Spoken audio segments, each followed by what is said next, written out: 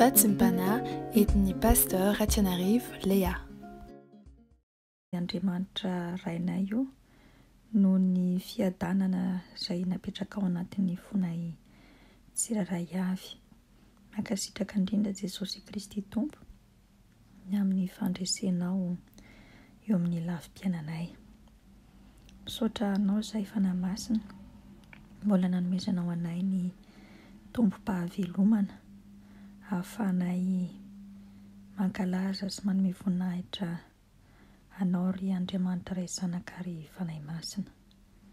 Misaotra indrindra satria novelominao tsy tamin'ny ahiahy izahay fa novelominao kosa noho ny fahalebiazan'ny fahefanao.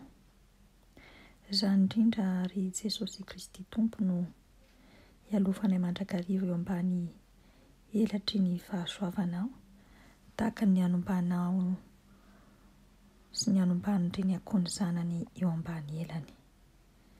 Ampianaro izay tsiraray avy ray Jesosy fa miaraka aminao ray zanaka ary fanahy masina dia miaina am-pilaminana, miaina tsy misy ahiahy, miaina tsy misy tebiteby, miaina tsy misy tahotra, satria ianao Jesosy Kristy Tompo no mikarakara ny lafim-piainanay tsiraray avy. Amin'ity maraim-baovao ity dia manambara izahay fa ianao ry Jesosy Kristy Tomponay, ilay nanome ny fanahinao masina no mandidy sy manapaka mandrakariva ny fiainanay. Ambaranay Jesosy Kristy Tompo fa tsy misy hafa noho ianao, ary rehefa miaraka aminao n'inon'inona zavatra miseho sy mitranga dia miaina ampahatokiana sy ampinoana izahay, satria ilay tompony tompo sy mpanjakany mpanjaka no efa mihay sy mikarakara anay ary miaro anay amin'ny tanan'ireo fahavalonay.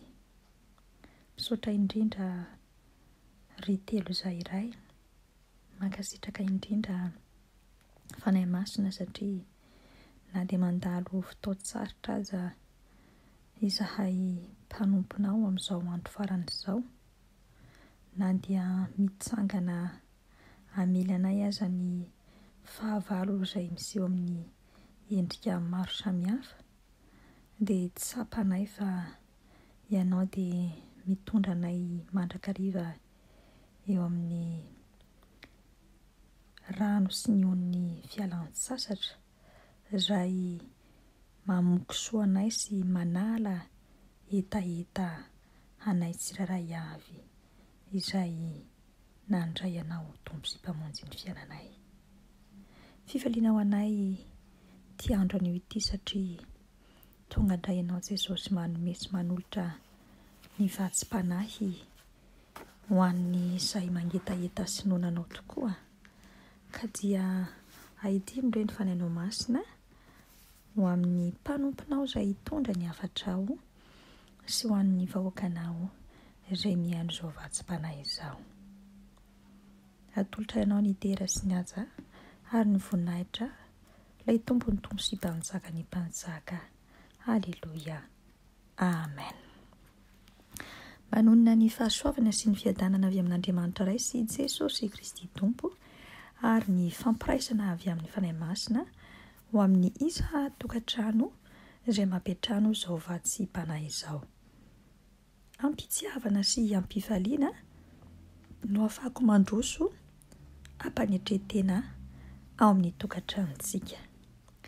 Ny tenin'Andriamanitra izay hanorenantsika ny vatsim-panahy dia ao amin'ny filasan'ny tsara Luka toko 12 andininy 17. Filasan'ny tsara Luka toko 12 andininy 17. Rehefa hita dia vakiana amin'ny anaran'i Jesosy. Dia miomana koa ianareo fa ho avy ny zanak'olona amin'izay ora tsy ampoizinareo. Dia miomana koa ianareo fa ho avy ny zanak'olona amin'izay ora tsy aboizinareo. Amen. Zany tenin'Andriamanitra zany dia teny efa fandrentsika matetika ary teny efa haitsika tsy anjery mazava tsara. Tonga amintsika amin'ity maraina ity ary amin'ny alalan'izao vatsim-panahy izao ny lohahevitra hoe ataovy toy ny andro farany ny tontolo andronao isan'andro. Ataovy toy ny andro farany ny tontolo andronao isan'andro. Rehefa mijery sy miaina isika dia voambara ombenombeno hoe andro farany izao andro iainan'ny zanak'olombelona izao. Ary dia raha jerevana amin'ny hevitra ara-moraly dia azo lazaina, azo amarinina, azo ambara fa ny isan'andro ny zanak'olombelona dia tahaka ny andro farany eo amin'ny tsirairay avy tokoa. Noho izany dia tsy ilaina akory ny mitebiteby. Noho izany dia tsy ilaina akory ny miahiahy raha nandray tokoa an Jesosy Kristy Tompo izao sy anao ho mpandidy sy mpanapaka ny fiainantsika. Ao anatin'izany anefa dia misy fiambenana izay tsy maintsy tanterahan'ny kristianina tsirairay avy. Tsy azo atao hoe andeha hanao tahaka izao aho mba hahafantarana tokoa fa vonona sy mivonona fa tahaka ny andro farany ny andro izay iainako sy lalovako isan'andro. Tsy afaka ny atoritory koa tsika ao anatin'izany na horesitory satria rehefa ho avy tokoa ny farany na ny fotoana iavian'ny Tompo dia mety hanao ahoana ny zavatra miseho sy mitranga. Nisy emperora romanina anankiray antsoina hoe Marc Aurèle izay milaza mazava tsara fa ny kristianina tsirairay avy ozy na izay milaza fa mino an'Andriamanitra iray zanaka ary fanahy masina dia tokony hiaina tokoa sy hiomana mandrakariva fa ny isan'androny dia tahaka ny andro farany. Izany hoe olona mivonona sy vonona ny amin'ny fiavian'ny ilay mpapakatra. Jesosy Kristy Tompo anio dia miantso antsika tsirairay avy ny mba tsy hanahitsika ny ampitsontsika satria araka ny teniny dia milaza izy hoe aza manany amin'ny ianareo, aza manany amin'ny hoaninareo, aza manany amin'izay hotafianareo, aza manany amin'ny tenanareo, fa ny aina mihoatra noho ny anina ary ny tena noho ny fitafiana. Aza manakozy izy fa ny voromanidina aza tsy mba mamafy kanefa ny irainareo ny an-danitra dia mikarakara mandrakariva ireny. Jesosy Kristy Tompo dia milaza tamin'ny Paoly apôstôly ny tokony iainany amin'ny fifaliana ary izany koa no tiany ambarany amintsika izay mpanaradia azy fa mila koa itsika miaina am-pifaliana amin'ny andro iray miseho sy mitranga eo amin'ny fiainantsika tsiraray avy. Mosesy koa dia nilaza sy nangataka ny hoe aoka itsika andeha amin'ny fahendrena ao amin'ny Kristy Jesosy satria tsy haintsika akory ny manisana dia ny andro iainantsika aza.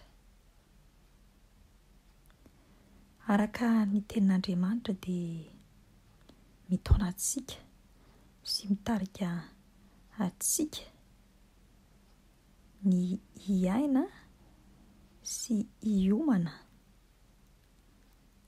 amin'ny tontolo androntsika isika tahaka ny fiandrasan'ny dimy endry amin'ny fiavian'ny Jesosy Kristy Tompo na ilay mpampakatra amin'ny fiafaran'ny tontolo andro.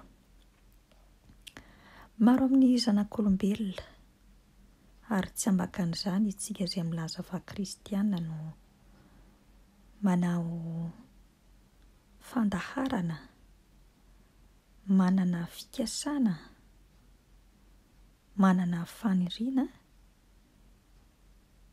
ny zavatra izay tiantsika ho tanterahana ao anatin'ny taona anankiray. Hoe andeha hanao an'izao tsika amin'ity taona ity.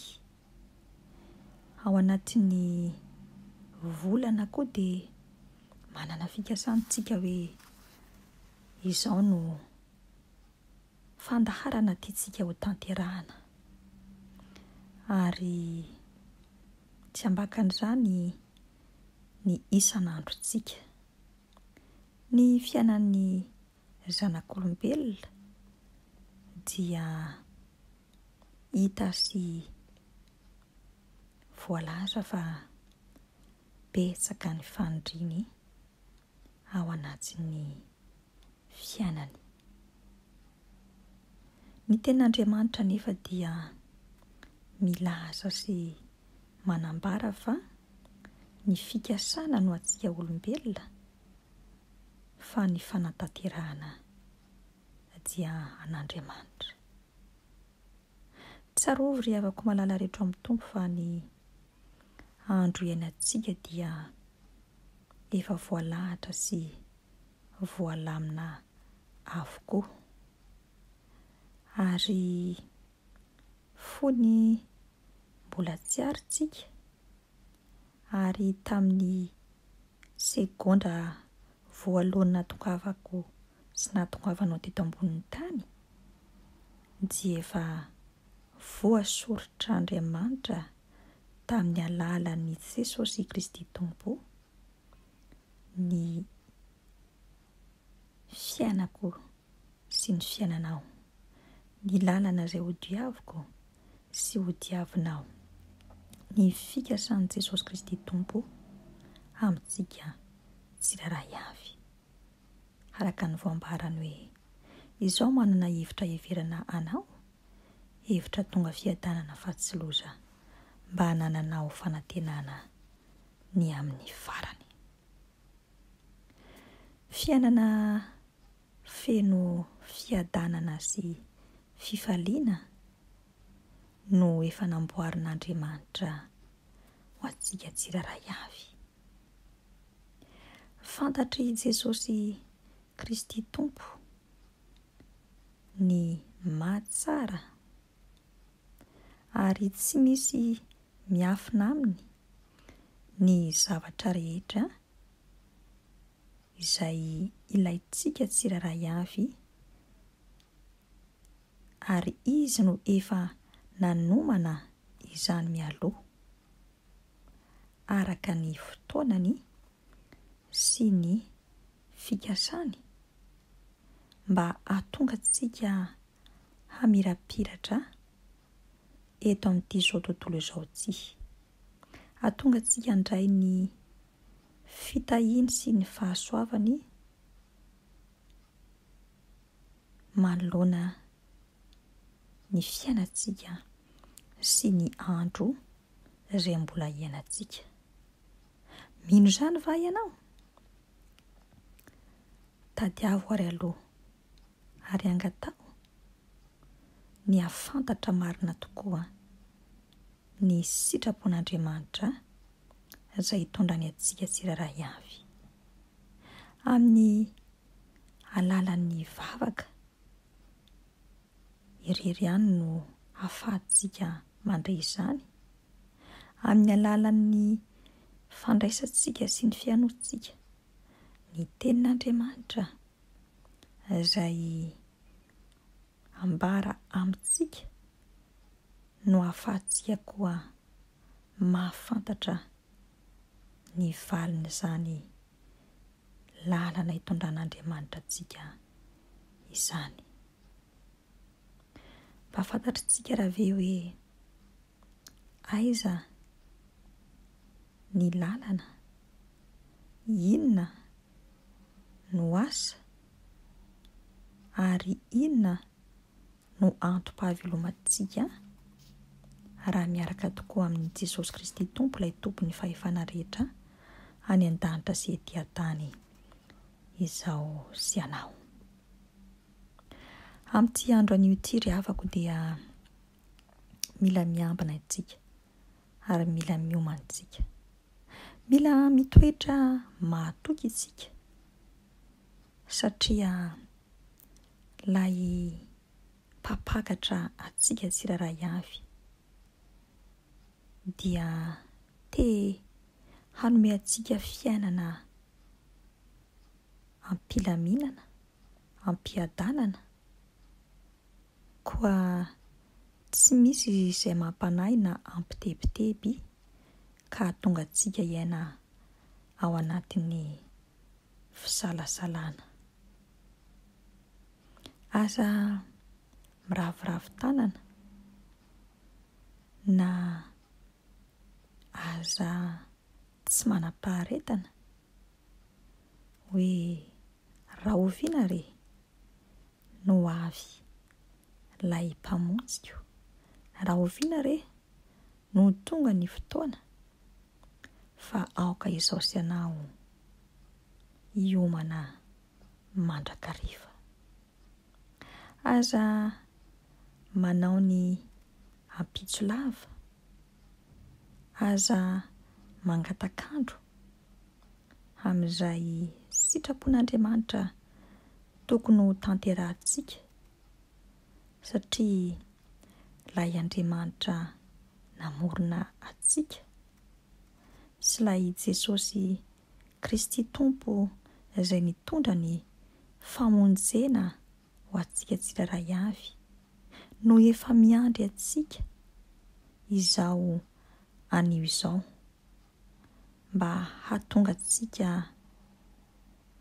hahita ny voninahiny sy ny famirapiratany amin'ny maha-mpino kristianina atsika tsiraray avy sy amin'ny maha-mpamonjy any Jesosy Kristy Tompontsika.